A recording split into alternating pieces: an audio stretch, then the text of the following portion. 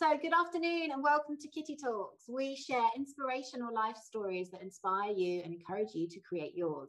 And today I have with me the one and only comparison coach, Lucy Sheridan. Hi, Lucy. Hello, Kitty. I'm so happy to be here. Thank you for having me. Yeah, I'm so happy to have you here as well. Like we were just chatting before and we literally live down the road from each other, but we haven't met. So. Beach babes. Yeah. But that will be changing soon. Brighton and Worthing, yes. Absolutely. But now, as I said, for those of you who don't know, Lucy is the first and only comparison coach. So needed, and she's going to go into that in a bit more detail. Coming. She's on a mission to get people to get over the compare and despair. It's a mouthful, isn't it? Media.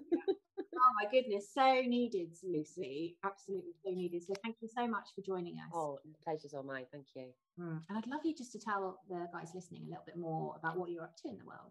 Oh, absolutely. Well, trying to fight the good fight against comparison and social media. But at the moment, I am kind of living by the beach with my golden retriever. But the day job is all about helping people get over the comparing despair of social media. As you just said there in the instruction, whether that's one-on-one work or workshops and speaking gigs and that kind of thing, Kitty. But I'm also making sure I'm scheduling in lots of fun last year. I feel last year was a lot of rowing my little rowboat.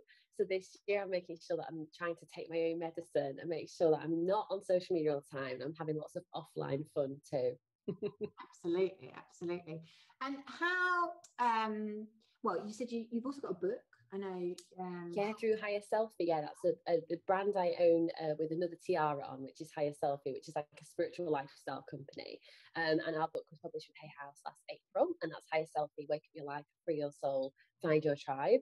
And it's really, we kind of feel like a great spiritual guide for digital natives who are trying to connect back inside when everything outside is trying to take our attention there. Absolutely. And one of the things we love to do on Kitty Talks is share your life story, because we are trying to inspire others to have the courage to tune into their passion, their purpose, and do what they really love. And then obviously by hearing your story, Lucy, they get empowered that they can do the same. So can you tell us a little bit about your journey and how it all started? Like, what's your background? Yeah, absolutely. So before I had the most niche job title ever, I used to work in the advertising industry, having done economics before. So no one is more surprised than me that I am doing this as a job. And you did economics, did you say? Yeah. Oh wow. I know. People are like, really? I'm like, yeah, I'm actually quite intelligent. But you're a brainy girl. But yeah, so it wasn't a path I was expecting. But in terms of how I led to today, comparison's just always been a thing for me. There's expressions in the self-development community almost teach what you need to learn. Yeah. And so for some people it's self-love, some people it's body love, some people it's sharing stories, like as in here. But for me, comparison, understanding where it comes from, understanding how it affects us, and also understanding how we can use it rather than let it abuse us. it has been is now a life's work, and I'm really proud of that. And yet it hasn't always kind of been that way. Like I say, comparisons seem to have followed me around since I was a really little kid. I always remember being very, very acutely aware of what other people were doing, whether it's like how their colouring in was going when I was really small, or how fast they were going when we were going for swimming badges at school, right through to kind of like how our bodies were changing, you know, through adolescence, and then into university and into professional life, you know, looking at where I was versus where other people were, what grades they were getting, opportunities that were coming their way, opportunities that were making happen, how smart they were, how pretty they were. I mean, goodness, even before social media was the huge awkward toddler that it is now, I was well on my way and had a comparison, and all its friends like envy and jealousy, etc., were, you know, my pals, and I was really, really familiar with comparison. Where comparison got, I think, most acute and damaging for me actually was about 5 years ago or so. And I went to my school reunion, and Kitty and I were joking earlier that whenever you say those words, school reunion, it's immediately met with oh, like makes you clench your bum cheeks, like, oh, not sure about that. But anyway, for my sins, I ended up going, and you know, travelled down from Leeds to Stamford, where I went to school. Wow. And reconnected with people, and as part of that, you know, caught up with people I've seen for years and years, yonks, and also met new people too through partners, etc. And it was a really, really lovely day, lots of Prosecco, kind of, you know, sipping Prosecco, having a barbecue on the school meadows and all this. It was really a fab day. But what happened to follow that was not so fab, in that with all those new connections came all the different social media ads, and you know, my social media network overnight became much broader and deeper than it had been even 24 hours before. And with that came a lot of content for me to compare myself to, and this really took me to like the Las Vegas of comparison. Well, especially school, because so much to go at.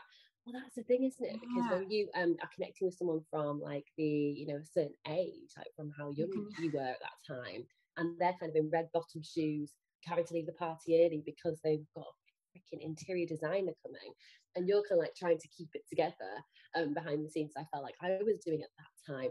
It is such a conflict, and it is such a confronting kind of emotion when comparison comes in there too, because there's just so many things you can compare yourself to, which I duly did, whether it was people, you know, turning left as standard when they got on aeroplanes, or going to Maldives on holiday, or checking themselves in and tagging themselves at the Ivy, or, you know, Jay Sheiky, whatever kind of hip joints it could have been. And I was, you know, sitting in my kind of joggers in my bedroom at home, really not having a great time in my life at all. And I just kind of went to pieces a little bit.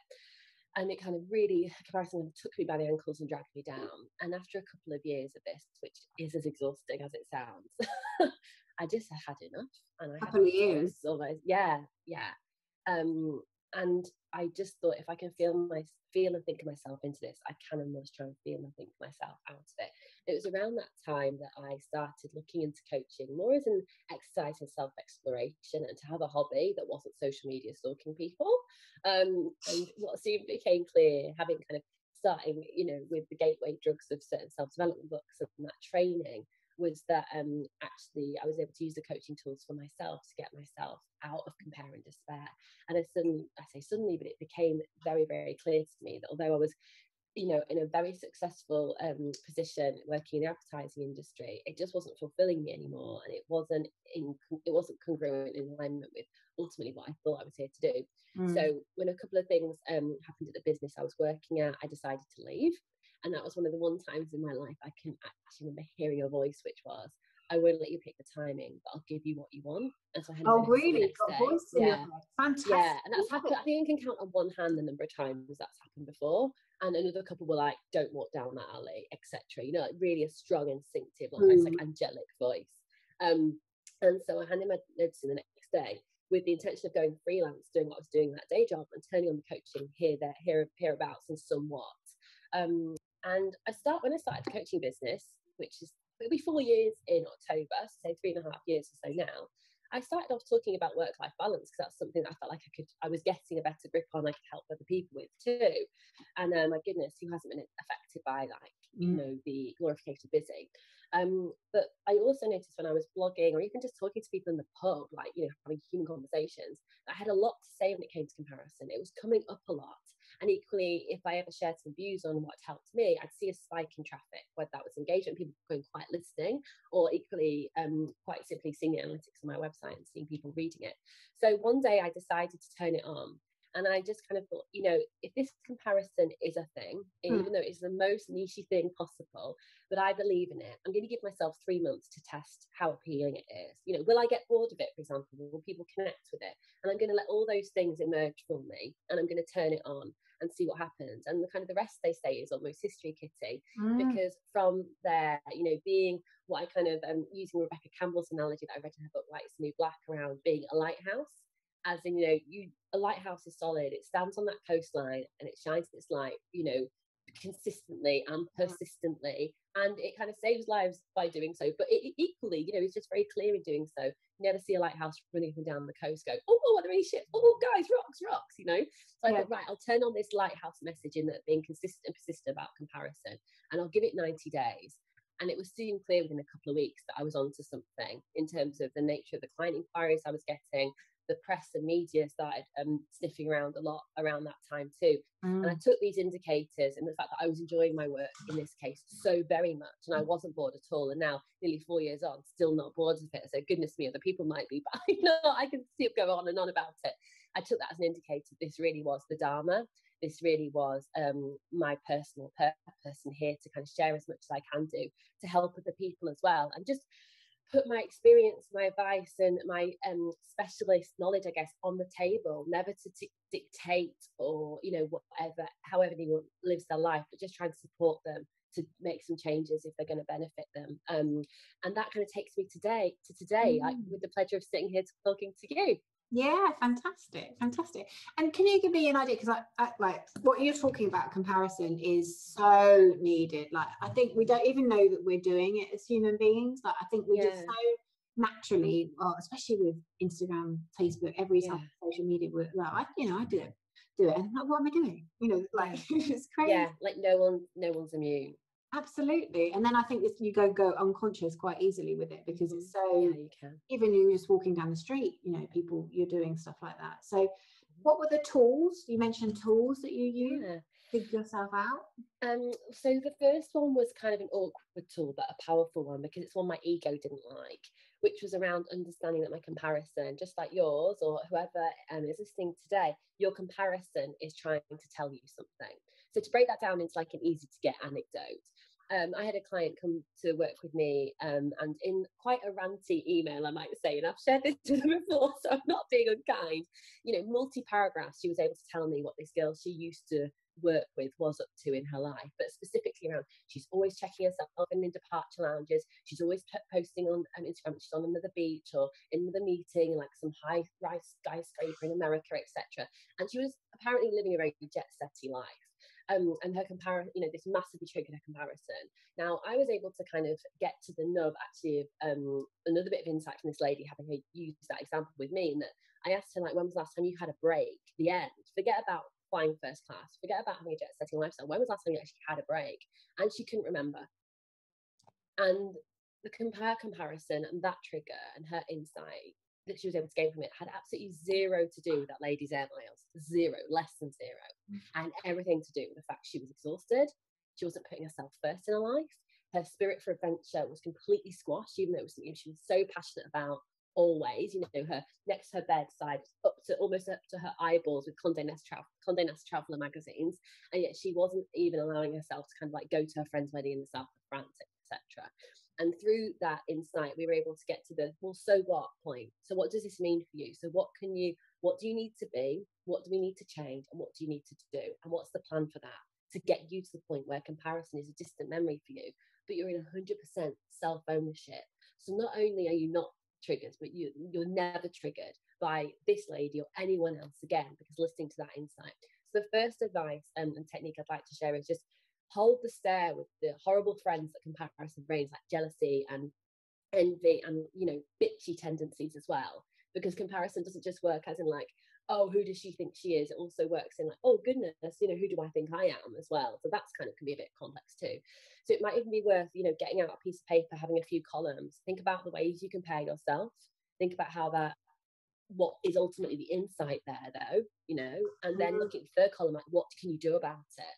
Because if, for example, you're comparing your relationship with your love life with your sister-in-law or an old friend, and you are feeling like you just are really disconnected from your partner, maybe it's time to actually sit down and have dinner tonight without your phones on, because that's one step in service of you being self-focused about your relationship and the improvement and the power you have to make that improvement too. So that's absolutely key. And that insight will sometimes be a killer. It can trigger your ego. It does me all the time. I try and do this as often as I need to, because, you know, something I don't want you to know about me is I still compare myself, and it's massively reduced, and it lasts a fraction of how long it used to. But when it comes in, because I don't know about you, but a comparison doesn't come to me like a little wave, like, oh goodness, I think I'm having comparison. Comparison drops into me, and it surges adrenaline around my body to the point where I've had to push my chair away from the table and take a walk. So I have a very visceral reaction to it. So now when that does happen, I'm like, okay, take a step back, take a breath, walk the dog, and let's go and think about what's going on for you there. Not in relationship, but like what's going on for you. How do you feel? How are you not taking care of you? Where's a dream getting squashed or put behind a door such that you're feeling that triggering feeling? So the awareness is absolutely everything, because if you know about it, you can do something about it, and that's the choice. Now, when you are hopefully doing something about it and just doing something that's 1% in support of you and 1% in support of your self-ownership and that self-focus and, like, you know, being empowered in your life, because, you know, we get well, let's live it. It's also then important to create the conditions for a comparison-free state to fall in. So something that's absolutely key here, and, you know, if you're reading this and you're not driving, I would almost encourage you to do it now while you're on your phone listening to this or watching it, is apply my house party rule. So my house party rule is this: if that person, thing, brand, message wouldn't be invited into your house party, they should not be in your social media feed. Your social media feed is supposed to be a fun place for you to hang out. Equally so, if you know them in real life and you wouldn't necessarily invite them to the house party, then why are you hanging out with them on this Sunday when you're absolutely, you know, exhausted? You've been working like eight days in a row, and you're giving your Sunday lunchtime to this person who's going to suck your energy. It's going to feel that way too. So get really, really clear about where your energy is going, and very conscious about who you surround yourself with. Now, I caveat that this can lead to an element of creating an echo chamber. But if that's going to support your confidence, your robustness, and, you know, support living a comparison-free life, I'm afraid for me it's kind of worth it. It's not to say you can't follow people back once you are feeling more robust, but applying that house party rule is open your app of choice, Instagram, Facebook, Snapchat, whatever it is, and if something triggers you or doesn't make you feel good, you unfollow it or hide it from your feed. And you really get very clear on the curation of the messages and the things and the people that are having your attention at any given time. Yeah. Because, you know, it's not like we go online, we just are online now.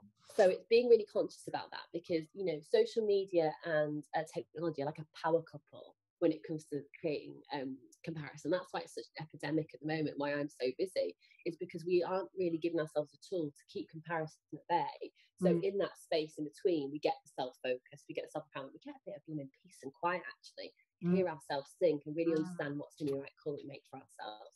So apply that house party rule, even if it's your sister-in-law, even if it's your best mate at work. If their online persona, hey, we've all got them, if their online persona isn't gelling with you, don't have it in your social media feed. Now, a top tip then for when things get a bit more robust and you want to go back and follow, you want to unhide, because this happened to me recently, in that I followed back a friend of mine, like a real life friend of mine, not just someone I know from online, even though I've got some great friends online too, thank you internet. But she was like, did you unfollow me? Just seeing you add yourself back. I was like, yeah, I did. You know, for the last few months or so, I've been feeling a little bit wobbly on my feet, so I took a lot of things out of my feed, but I'm back now and I can't wait for your burrito pictures, lol. You know, so I kind of made sure that it was about me and that I stood in my power and I wasn't apologetic, and I just owned it because I wasn't embarrassed. I wasn't sorry either.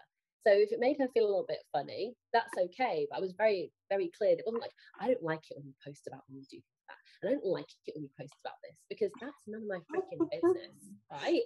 Yeah. I'm not the social media police. It isn't going anywhere. And as I kind of joked before, we're in a very awkward toddler phase at the moment.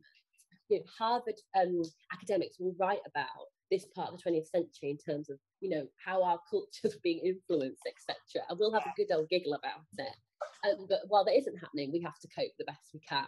So it's not just awareness, but it's when you have got that awareness, it's creating the conditions so that you are able to harness that awareness and make actual practical, applicable changes in your life too.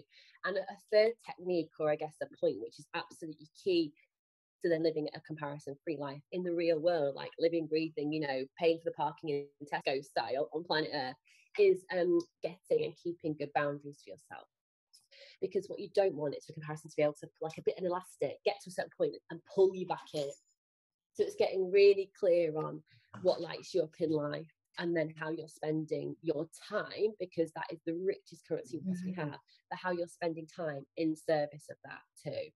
So that's really, really key too. Getting and keeping good boundaries is where it's at. And that just starts by saying yes and meaning it, and no and meaning it, rather than saying yes and not meaning it, which we all kind of get pulled into. And I've spent many a day being afflicted by the disease to please here. So definitely a recovering kind of people pleaser over here.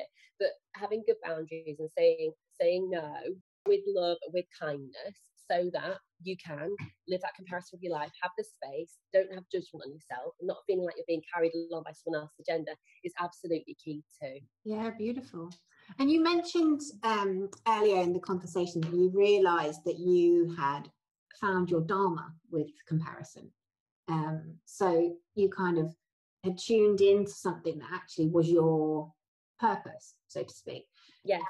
Because obviously what we're doing at Kitty Talks is we are inspiring people to go within, to find their voice, to find out what they're passionate about. Like you said, it's not about what other people are doing, it's about them and really what lights them up in the world. So what advice would you have for people out there listening who, you know, it sounds to me like, you know, for me, my passion and purpose was not obvious. You know, it took some time for me to get to the point where I knew what I wanted to be doing. What advice would you have for somebody out there watching, listening? What a great question, Kathy. Oh, this is a belter. Right, how long have we got now? I'm just joking. I'm going to keep this potent, please. Don't worry. I would say that I don't think my purpose became so very clear until the last few years or so. And now it all seems obvious in hindsight's 2020. I think something I realise now, and not that I'm any guru sitting on a mountaintop and I've got life figured out, but what I do know is just with this new level of self-awareness, which I've tried to kind of be in most of the time, is that life was always trying to leave me hints. There were always signs that I look back now and I very, very gladly ignored. But if I'd kind of taken those signs, taken those hints, followed those hunches, I could have saved myself a lot of heartache in all sorts of different ways in my life, you know? So I'd say, you know, life's leaving you signs. Also, don't be afraid to ask. You know, I would ask for a sign sometimes, and you know, so I heard that voice in that you know, bathroom stall, and I was like, oh gosh, okay, that's one heck of a sign too. But don't be afraid to ask, and give yourself permission to figure it out. Not everyone pops out of the womb with a calling. Now, we know we all have friends that, you know, were meant to be doctors, were meant to be writers, and you can just tell, because ever since they were kind of like knee high to a grasshopper, it's kind of just run through their blood. But for most of us, including me, it just takes a little bit of time. You know, if you told me 10 years ago what I'd be doing now, I'd think you're absolutely bloody mad. You know, because I was on the way, I was going for board level. You know, I had it all together as far as the outside world was figured out, but inside, you know, I was absolutely kind of losing it, really. I think it's kind of give yourself permission to find that out and tune into the voice that is often trying to share signs with you too. Also give yourself permission to change your mind and not have to put like all your chips on red. Because in my business, I kind of feel like I have a lot of conversations with people, as I'm sure you do, Kitty, too, which is around like, I've got to do this, or I've got to do this, or this has got to be replacing this income by October. It's like, who said?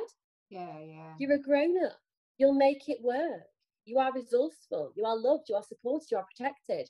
Why would this be a cruel trick where it had to be black and white and taken from you? And that's something that I try and remember a lot, especially with all those planets in retrograde at the moment. I had a really, really wonky day yesterday, but I won't bore you with that now. And I kind of felt a bit like, you know, for goodness sake, and I actually caught myself saying, get your shit together to myself out loud. And then a guy walked past me and laughed.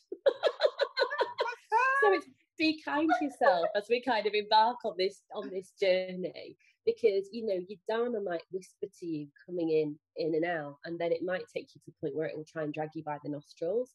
But being open and non-attached to having to get it done by November the 2nd, you know, I think is really important too. Something that's really helped me, which is maybe like a little bit of a weird thing to say as a coach, which is kind of my business card and how I'd like to define myself and my work, is that I'm not necessarily goal orientated, but what I'm obsessed with is setting intentions and aim for points.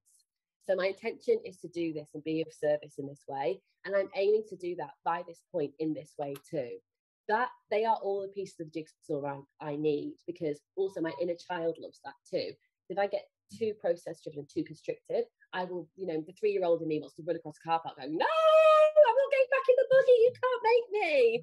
So it's kind of respecting those parts of myself too, in terms of like, you know, how I work and what I need in terms of being happy. So I suppose to answer that question, just do a bit of a recap. Look for signs that are there, you know, whether it's through songs you hear on the radio or conversations you overhear, or your friend saying again about a suggestion of that other job that she heard about. Follow it up. Ask for signs if they don't come in.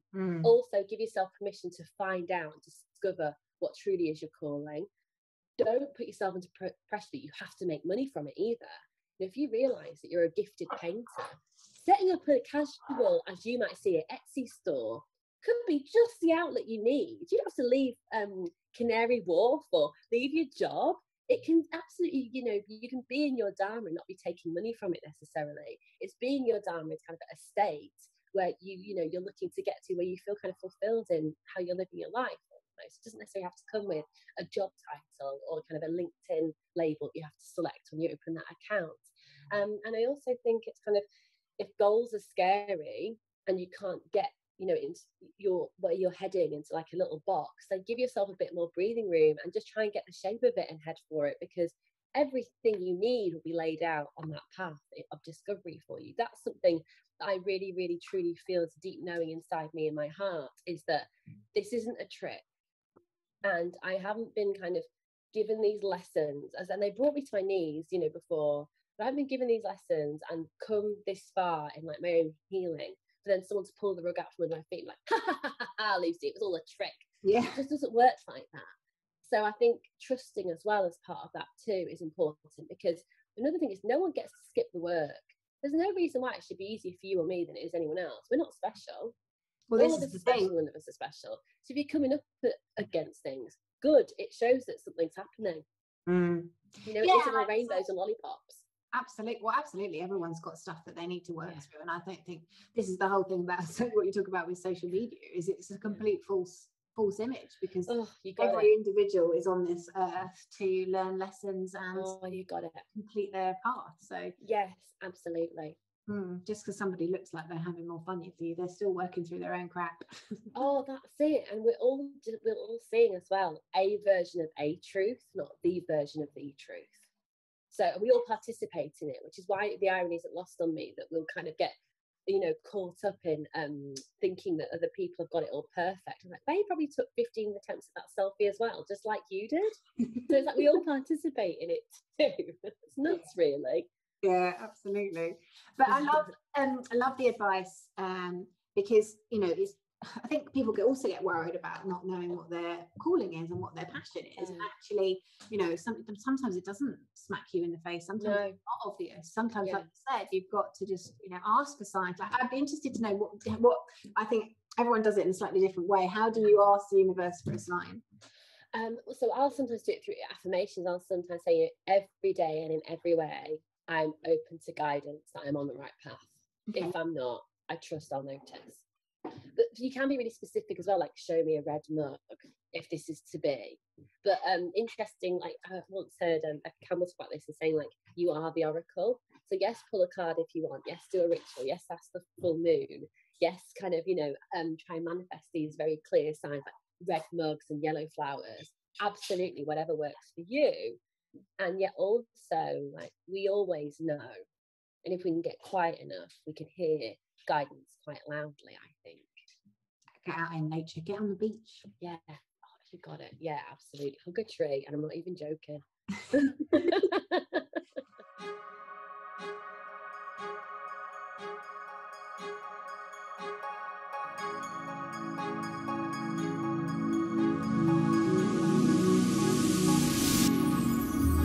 thank you so much for listening to Kitty Talks.